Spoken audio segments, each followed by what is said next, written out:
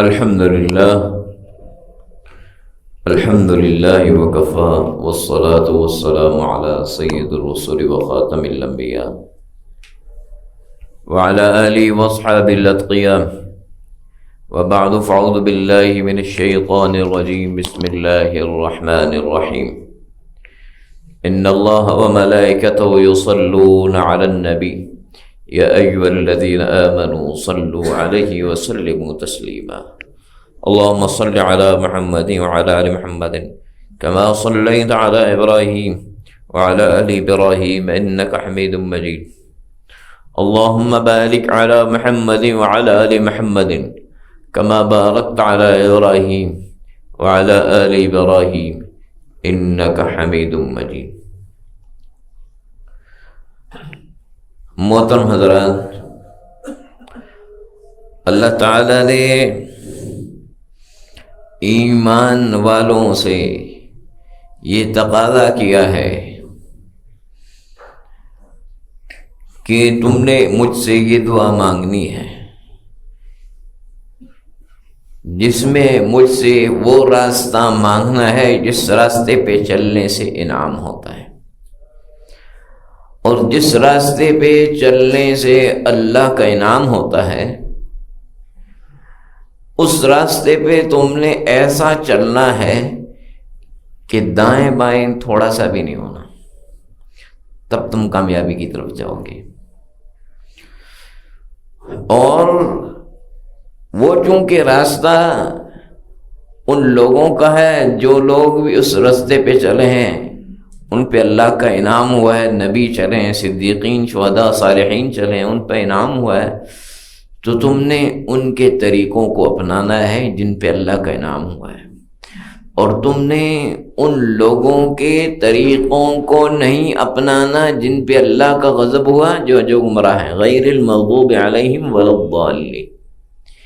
یہ دعا طلب کروائے گی، دعا منگوائے گی، کہو ہر نماز میں غیر المغضوب علیہم ولا الضالین، اے پروردگار جن پہ غضب ہوا، جو گمراہ ہیں ان کے راستے پہ نہ چلا. ہر نماز میں جب آپ نے یہ مانگا تو پھر یہ سمجھنا چاہیے کہ اتنا واضح اور بڑا حکم ہے کہ غضب جن لوگوں پہ ہوا ان کا راستہ نہیں اپنانا، ان کا طریقہ نہیں اپنانا، ان کی روش نہیں اپنانی. تو اللہ تعالیٰ نے جو حکم دیے ہیں، ایک سیدھا راہ چلنے کی اور دوسرا حکم گمراہوں کے راستے سے بچنے کا، دو حکم ہیں. اسی طرح کی آیات جو اسی مفہوم کو بیان کرتی ہیں وہ سورہ ہود میں بھی، وہ ابھی آپ کو میں بتاتا ہوں آیات، لیکن پہلے آپ یہ سمجھ لیں کہ یہ بتایا گیا ہے کہ انعام یافتہ لوگوں کا راستہ چلنا ہے، اور جن پہ اللہ کا غضب اور ناراض ہوئے اللہ ان کا راستہ نہیں چلنا. سورہ ہود میں بھی اللہ تعالیٰ یہ بات فرما رہے ہیں. کیا اللہ تعالیٰ فرما رہے ہیں؟ پہلی بات فرمائی فَاسْتَقِمْ كَمَا أُمِرْتَ وَمَنْ تَابَ مَعَكَ وَلَا تَطْغَوْا إِنَّهُ بِمَا تَعْمَلُونَ بَصِيرٌ.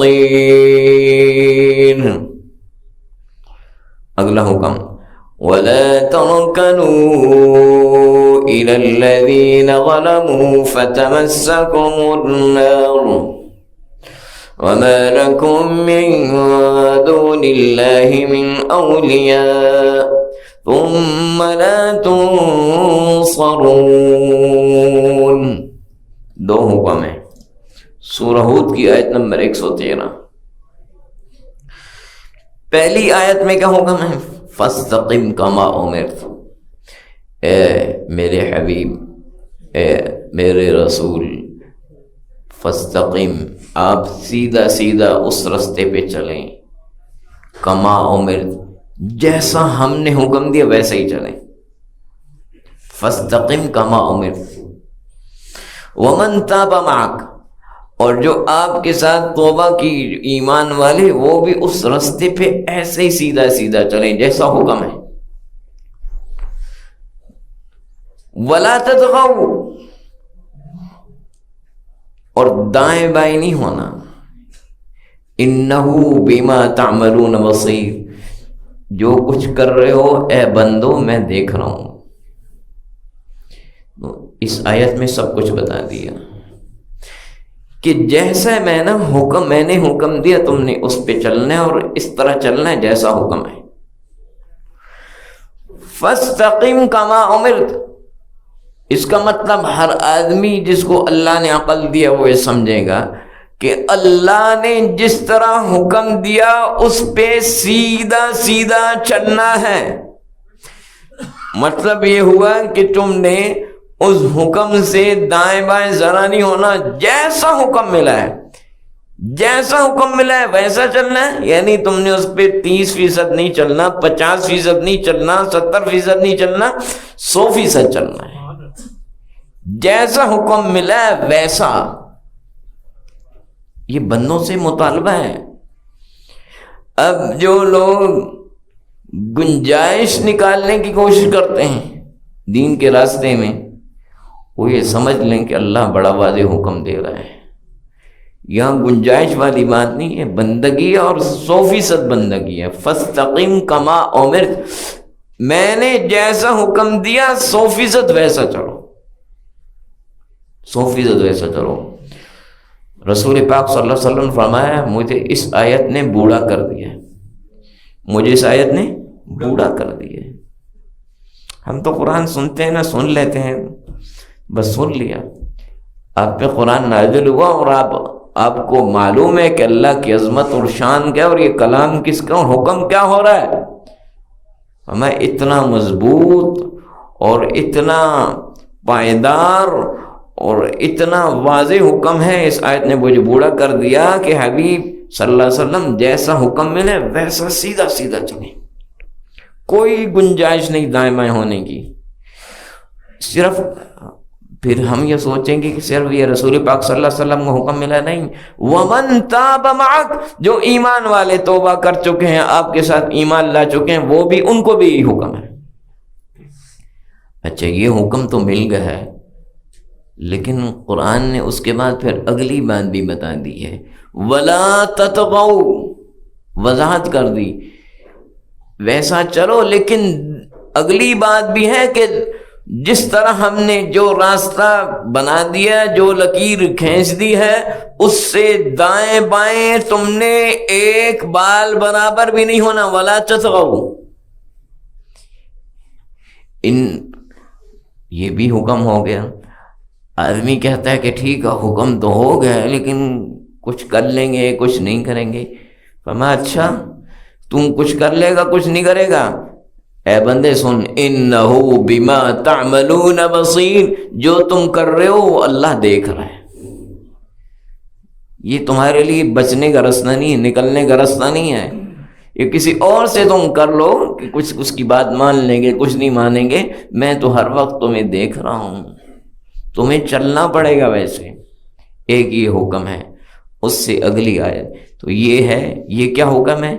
یہ جو آیت ہے نا یہ بتا رہی ہے اہدنا الصراط المستقیم کی تشریح کر رہی ہے کہ صراط مستقیم تم نے مانگ لیا نا، اس صراط مستقیم پہ تم نے سیدھا ایسے چلنا ہے، نبیوں صدیقین شہداء صالحین کے راستے پہ تم نے سیدھا چلنا ہے، دائیں بائیں نہیں ہونا۔ ماحول سے، ہواؤں سے اور زمانے سے اور حالات سے تم نے پھرنا نہیں ہے، جھکنا نہیں ہے، متاثر نہیں ہونا، بالکل حکم پہ ڈٹ جانا ہے، خواہشات سے نہیں گھبرانا، خواہشات کے سامنے بھی نہیں جھکنا۔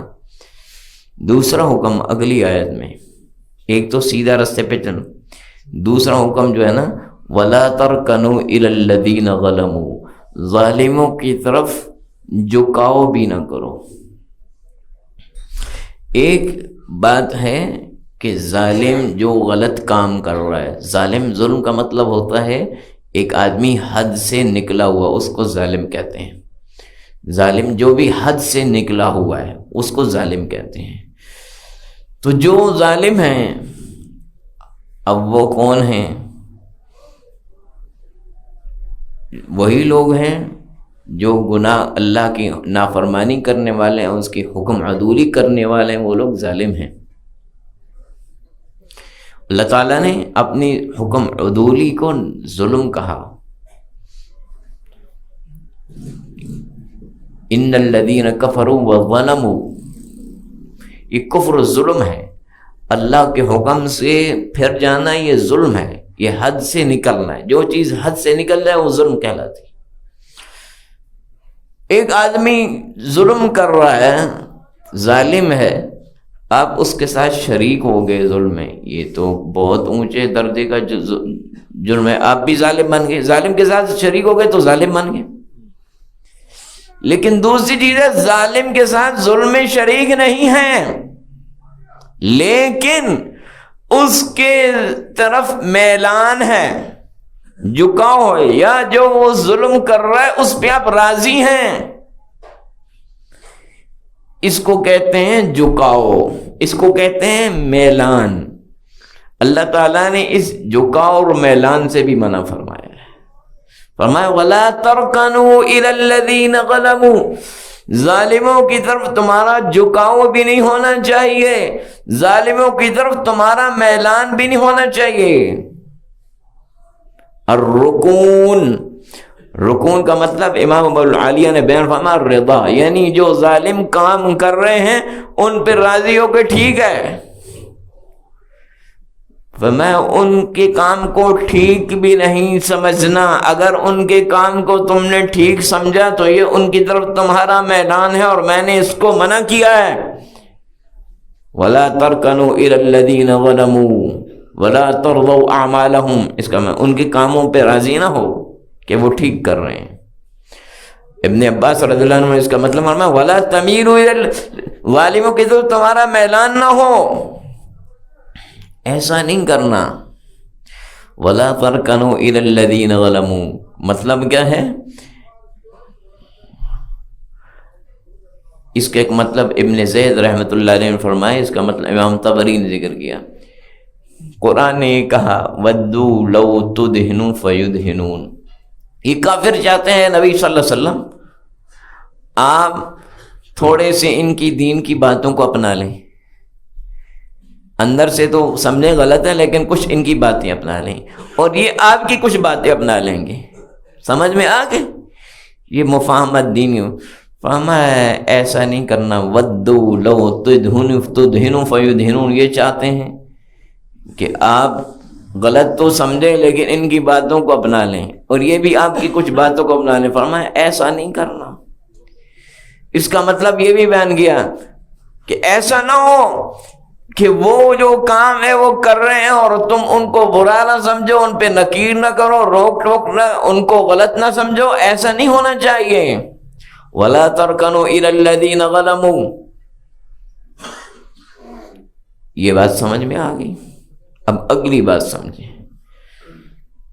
اگلی بات یہ ہے جب اللہ تعالیٰ نے واضح حکم دیا کہ ظالموں کی طرف تمہارا جھکاؤ نہیں ہونا چاہیے، میلان نہیں ہونا چاہیے، یعنی ان کے کاموں پہ راضی نہ ہو. ظالم کا مطلب بھی آپ سمجھ گئے. اب یہاں پہ سمجھیں، اگر دنیا میں نظام ظلم کا سیاسی ہے یا دنیا میں نظام ظلم کا معاشی ہے تو اس پہ راضی رہنا یہ بھی ظالم کی طرف میلان ہے جس سے اللہ نے منع کیا. سیاسی نظام کا مطلب کیا ہے کہ جو ایک دنیا کے اندر ایک نظام ہے ظلم کا، حکومتوں کا، ایک پوری دنیا میں نظام ہے، پھر اس کے بعد اس کے تحت ملکوں میں، مختلف ملکوں میں اسی کے تحت نظام ہے. ایک ظالمانہ حکومتی نظام اس وقت دنیا میں قائم ہے. یہ دھوکے کی باتیں، یہ فلاں فلاں فلاں فلاں، یہ حقوق کی باتیں سب دھوکہ ہے. ایسے ہی آنکھوں میں دھول جھونکنے کی بات ہے. یہ ایک موضوع بڑا لمبا ہے. ایک ظالمانہ نظام ہے، ظلم استبداد کا نظام ہے دنیا میں اس وقت.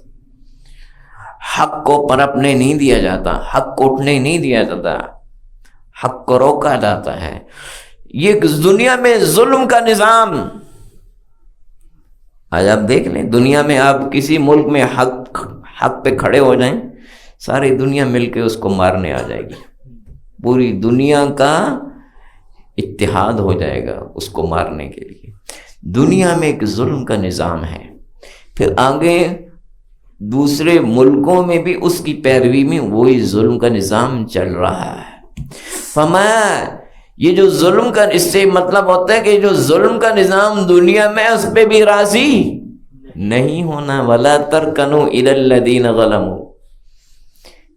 دوسرا نظام ہے ظلم کا دنیا میں معیشت کا۔ معیشت سمجھتے ہیں؟ مال، پیسہ، رزق، یہ معیشت کا ظلم کا نظام ہے۔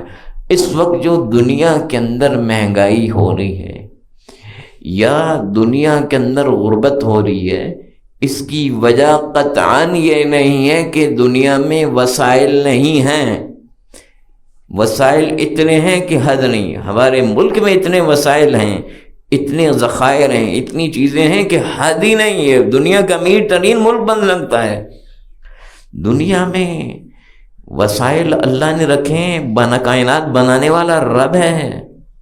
یہ ظالم یہ کیا کہتے ہیں، وسائل تو چند ہاتھوں میں جاتے ہیں، اور کہتے ہیں مسئلہ یہ ہے کہ انسانی آبادی بڑھ رہی ہے،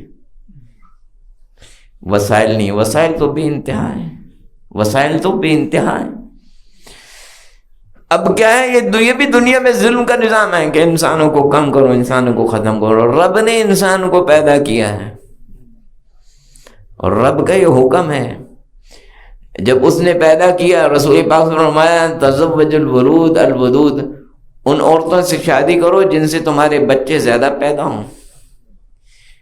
رسول پاک صلی اللہ علیہ وسلم کا حکم ہے فإنی مکاثر بکم الامم یوم القیامہ، قیامت کے دن امت کی کثرت کی وجہ سے میں فخر کروں گا۔ اللہ نے انسان پیدا کیا ہے اور آگے انسانوں کی نسل پیدا ہو رہی ہے، نظام اللہ کا ہے، تو کیا اللہ کو پتہ نہیں ہے؟ وسائل بہت ہیں، وسائل دنیا کے معاشی کچھ لوگوں کے ہاتھ میں یہ ظلم کا نظام ہے۔ دنیا میں غربت اسی وجہ سے، اور کوئی وجہ نہیں۔ یہ دنیا میں ایک معاشی ظلم کا نظام ہے، ایک سیاسی ظلم کا نظام ہے، دنیا میں ساری میں۔ اللہ تعالیٰ فرمانے وَلَا تَرْكَنُوا إِلَى الَّذِينَ ظَلَمُوا، جو یہ ظالمانہ نظام والے ہیں، ان کے تمہارا میلان اور جھکاؤ نہیں ہونا چاہیے، ان کے کاموں سے راضی نہیں ہونا چاہیے، یہ حکم ہے۔ آج مسئلہ یہی ہے کہ مسلمان بہت بڑی تعداد میں ہیں، لیکن مار یہی کھا رہے ہیں کہ ہر مسلمان یا مسلمانوں کی حکومتیں وہ ظالموں کے سامنے جھک رہی ہیں، اور اپنے اپنے مفادات کے لیے۔ انفرادی طور پہ بھی حکومتوں کا صرف قصور نہیں، انفرادی طور پہ بھی یہ حالات ہیں۔ چھوٹے سے چھوٹا آدمی بھی ظالم کے سامنے جھکتا ہے اپنی دنیا کے مفاد کے لیے۔ فرمایا اللہ کا حکم ہے، یہ اوپر سے نیچے یہ بگاڑ ہے، یہ صرف اوپر بگاڑ نہیں، نیچے بھی بگاڑ ہے۔ وَلَا تَرْكَنُوا إِلَى الَّذِينَ ظَلَمُوا، ظالموں کو ضرور تمہارا جھکاؤ نہیں ہونا چاہیے، اللہ کا حکم ہے۔ تو اللہ کا حکم ہے ظالموں کے جھکاؤ نہ ہو۔ فَتَمَسَّكُمُ النَّارُ، تمہیں آگ چھو لے گی، تمہیں جہنم کی آگ چھو لے گی۔ وَمَا لَكُم مِّن دُونِ اللَّهِ مِّنْ أَوْلِيَاءَ، اللہ کے سوا پھر تمہارا کوئی ساتھی نہیں ہوگا۔ ثُمَّ لَا تُنصَرُونَ، پھر تمہاری کوئی مدد نہیں کرے گا۔ دین کا حکم ہے، اسی لیے حضرت حسن بصری رحمۃ اللہ نے فرمایا اللہ تعالیٰ نے دین کو یہ ان دو آیتوں میں بیان کر دیا، بین اللہین، دو دفعہ لا بتایا، ایک فرمایا ایک لا کیا لا تطغوا، یہ جو آیتیں پڑھی ہیں کہ جو میں نے سیدھا راستہ بتایا اس سے دائیں بائیں نہیں ہونا، اور دوسرا حکم ہے ولا ترکنوا، اور جو ظلم والا راستہ ہے اس کے ظلم نے جھکنا نہیں، میلان نہیں کرنا۔ دین سارا اسی میں بتا دیا سارا دین، اور یہی ہے، یہ جو دو باتیں ہیں، یہی باتیں سورہ فاتحہ میں صراط الذی اہدنا الصراط المستقیم، سیدھا راستے پہ چلا، یہ تو مانگ لیا، غیر المغضوب علیہم ولا الضالین، جن لوگوں پہ غضب ہوا جو گمراہ ہیں ان کے راستے پہ نہ چلا، یہ ان ظالموں کے راستے سے، ان کے طریقوں سے بچنے کی دعا کر رہے ہیں اب، اور ہر آدمی کو کہا کہ تم نہیں کرنی ہے۔ تو اب اگر ہماری زندگی میں وہی طریقے ہوں یا ان کو ہم اپنائیں یا اس پہ فخر محسوس کریں، بڑی ناکامی ہے۔ رسول پاک صلی اللہ علیہ وسلم کیا فرما رہے ہیں؟ آپ فرما رہے ہیں، امام ابو داود نے روایت کیا ہے، آپ صلی اللہ علیہ وسلم ارشاد فرما رہے ہیں، روایت حسن و صحیح ہے، من تشبہ بقوم فہو منہم، جو کسی قوم کے ساتھ مشابہت اختیار کرے گا وہ انہی میں سے ہوگا۔ جو کسی قوم کے ساتھ مشابہت اختیار کرے گا وہ انہی میں سے ہو۔ اب بعض قوموں کے شعار ہیں مذہبی، ان کے مذہبی شعار ہیں، مثال کے طور پہ عیسائیوں کا مذہبی شعار ہے کرسمس ہے، مسلمان بھی اگر کرسمس منا رہے ہیں تو ان کا شعار اپنا لیا اس نے، فَهُوَ مِنْهُمْ، میں جو ان سے مشابہت اختیار کرے گا انہی میں سے ہوگا۔ ہندوؤں کا ایک مذہبی شعار ہے ہولی، مسلمان بھی ہولی منا رہا ہے، فَهُوَ مِنْهُمْ، یہ انہی میں سے ہے۔ یہ کسی مولوی صاحب کی بات نہیں ہے، یہ امام الانبیاء صلی اللہ علیہ وسلم کی بات ہے، کائنات کے سردار کی بات ہے، یہ اس ہستی کی بات ہے کہ جو قیامت تک اور سارے جہانوں کی ہدایت اور رہنمائی کے لیے بھیجیں گے، یہ ان کی بات ہے کہ ان کی اتباع کے بغیر کامیابی نہیں ہے۔ فمیں ان کی مشابہت غیر قوموں، اس کا مطلب ہے مسلمان ایک قوم ہے، اس کے علاوہ باقی دوسری قومیں، مسلمان من تشبہ بقوم، جو کسی قوم کی، یعنی مسلمان قوم کی طریقے وہ ہیں جو رسول اللہ صلی اللہ علیہ وسلم نے دیے ہیں اور آگے صحابہ تابعین سے چلتے آ رہے ہیں، باقی دوسرے قوموں کے طریقے ہیں۔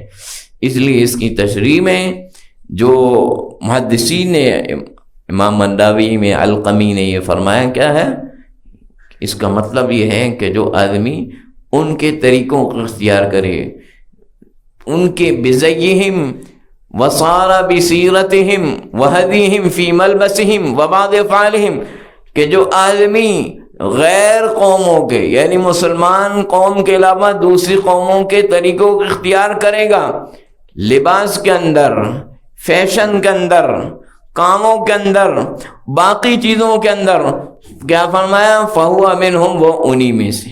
تو مسلمان کو کیا حکم ہے کہ تم نے دوسروں کا طریقہ نہیں اپنایا، یہ واضح حکم ہے۔ اللہ تعالیٰ نے کتنا واضح حکم دے دیا کہ تم نے ہر طریقہ وہ اپنانا ہے، صراط الذین انعمت علیہم، جو انعام والوں کا طریقہ ہے، وہ نبی ہیں، صدیقین ہیں، شہداء، صالحین ہیں، ان کے طریقے، ان کے انداز، ان کی معاشرت، ان کے انداز کو تم اس پہ فخر کرو اور اس کو اپناؤ، نہ کہ ان لوگوں کا، غیر المغضوب علیہم، جو دوسرے لوگ گمراہ لوگ ہیں۔ کون ہیں؟ جو آپ نے پہلے تشریح میں سنی ہے، جو اسلام سے ہٹ کر ہیں، جو اللہ کی ہدایت سے ہٹ کر ہیں۔ چنانچہ امام بخاری مسلم نے روایت کیا، ابو سعید خدری رضی اللہ عنہ راوی ہیں، نبی پاک صلی اللہ علیہ وسلم فرمایا لَتَتَّبِعَنَّ سُنَنَ مَنْ قَبْلَكُمْ شِبْرًا شِبْرًا وَزِرَاعًا زِرَاعًا، کہ جو پہلی قومیں ہیں ان کا تم طریقہ اختیار کرو گے، ایک ایک بالشت، ایک ایک ہاتھ، یعنی پورا پورا ایک ایک فٹ بھی ان کے پیچھے چلو گے، ایک ایک ہاتھ بھی ان کے پیچھے چلو گے، دائیں بائیں نہیں ہوگے، تم ان کے طریقے اختیار کرو گے، تم ان کے طریقے اختیار کرو گے۔ صرف کامیاب مسلمان ہونے کے لیے اتنا کافی نہیں کہ نماز پڑھ لی، روزہ رکھ لیا، زکوٰۃ دے دی، حج کر لیا، یہ تو اسلام کے بنیادی پلرز ہیں، لیکن یاد رکھیں یہاں بتایا کہ تم نے اپنے سارے طریقے وہ اپنانے ہیں جو کہ اسلام نے تم کو دیے ہیں۔ اسلام صرف ان عبادات ہی پہ قائم نہیں ہے، عبادات تو بنیاد ہے، لیکن پورا ایک نظام زندگی ہے۔ اس نظام زندگی میں اسلام لباس بھی سکھاتا ہے، اسلام شکل و صورت بھی سکھاتا ہے، چلنا پھرنا بھی سکھاتا ہے، شادی بھی سکھاتا ہے، غمی بھی سکھاتا ہے، ہر چیز سکھاتا ہے، خرید و فروخت بھی سکھاتا ہے، حکومت بھی سکھاتا ہے، عدالت بھی سکھاتا ہے، سزائیں بھی سکھاتا ہے، انعام بھی سکھاتا ہے، ہر چیز سکھاتا ہے۔ آپ نے فرمایا تم پہلی قوموں کے، دوسری قوموں کے، ان کے طریقوں کو اختیار کرو گے جو پہلی قومیں ہیں۔ فرمایا اگر وہ لو دخلوا، فرمایا اگر وہ ایک ضب ایک جانور ہوتے ہیں جو ریگستانوں میں ہوتے ہیں، جس طرح چھپکلی، مگرمچھ، ایسے ملتا جلتا ایک جانور ہوتا ہے، وہ ایک سوراخ بناتے ہیں، اس سوراخ میں داخل ہو جاتے ہیں، وہاں رہتے ہیں۔ فرمایا اگر وہ ضب، اگر یہود و نصارہ، پوچھا ہے رسول اللہ کون ہے؟ فرمایا یہود و نصارہ، یہود و نصارہ اگر ضب کے سوراخ میں بھی داخل ہو جائیں، تم بھی ان کے تم بھی ان کے پیچھے جاؤ گے۔ یعنی ایک جانور ہے، اگر اس نے اپنا سوراخ بنایا ہوا ہے، اس میں سوراخ میں جانا بے فائدہ، کوئی مقصد بنتا ہے؟ حماقت ہے، نقصانی کا خطرہ ہے نا، فائدہ تو کوئی نہیں، جانور کے سوراخ میں کوئی عقل مند نہیں۔ لیکن فرمایا اگر یہود و نصارہ ضب کے سوراخ میں بھی جائیں گے، تم بھی جاؤ گے، یعنی تم ان کی اندھی تقلید کرو گے۔ ہر طریقہ، ہر فیشن، آج مسلمان یہ کر رہا ہے کہ نہیں کر رہا ہے؟ ان کے ملکوں میں جو طریقے ہیں، ان کے چلنے پھرنے میں، ان کے لباس میں، ان کی شکل و صورت میں، ان کی شادیوں میں، ان کی غمیوں میں، سارے طریقے اپنا رہے ہیں۔ میں اور قوم کا مطلب مسلمان ایک قوم ہے، ہندو دوسری قوم ہے۔ ہم نے ملک تو دو قومی نظریے پہ لیا تھا، یہی بنیاد ہے کہ ہم اپنے طریقوں پہ چلیں گے، لیکن یہاں آنے کے بعد ہم نے ہندوؤں کے طریقے زیادہ شروع اختیار کروں۔ کیوں؟ انہوں نے ہمیں سٹار پلس دے دیا، انہیں ہمیں میڈیا دے دیا، انہوں نے ہمیں ہالی ووڈ کے ایکٹر دے دیے ہیں۔ اب آج سے 30 سال پہلے شادیوں میں ہندوؤں کے وہ طریقے ہوتے ہوں گے، لیکن آج اس سے زیادہ ہیں، سارے طریقے ہم نے اپنا لیے ہیں۔ ہر چیز میں، شادی کی بات نہیں، لباس میں، فیشن میں، چلنے میں، پھرنے میں، شکلوں میں، صورتوں میں، بالوں میں، ہر سٹائل میں، ہر انداز میں، مردوں میں، عورتوں میں، بوڑھوں میں، جوانوں میں، بولنے میں، چھلنے میں، کھیلنے میں، خوشی میں، غم میں، تجارت میں اور قوانین، ہر طریقے میں ہم نے ان کے پیچھے چلنا شروع کر دیا، جبکہ منع کیا ہے اللہ کے رسول نے، اور نماز میں کہا تم نے مانگنا ہے اے اللہ غیر المغضوب علیہم ولا الضالین، جن قوموں پہ تیرا غضب ہوا۔ اس کی تشریح اللہ کے رسول نے بتائی، اس سے مراد یہود ہیں، ولا الضالین سے مراد نصارہ و عیسائی ہیں۔ میں ان جو لوگ جن پہ بھی تیرا غضب ہوا اور جو بھی گمراہ ہوا، میں ان کے راستے سے بچا۔ اور ادھر ہم اپنی عملی طور پر اگر اختیار کرتے ہیں تو ہم اس تقاضے کو پورا نہیں کر رہے جو اللہ نے ہم سے کیا ہے، جو ہم مانگ رہے ہیں۔ اس کو سمجھنا ہے، دین پورا تبھی ہوگا جب یہ سورہ فاتحہ آ جائے گی ہمارے اندر، تب دین آ جائے گا۔ اللہ تعالیٰ عمل کی توفیق دے۔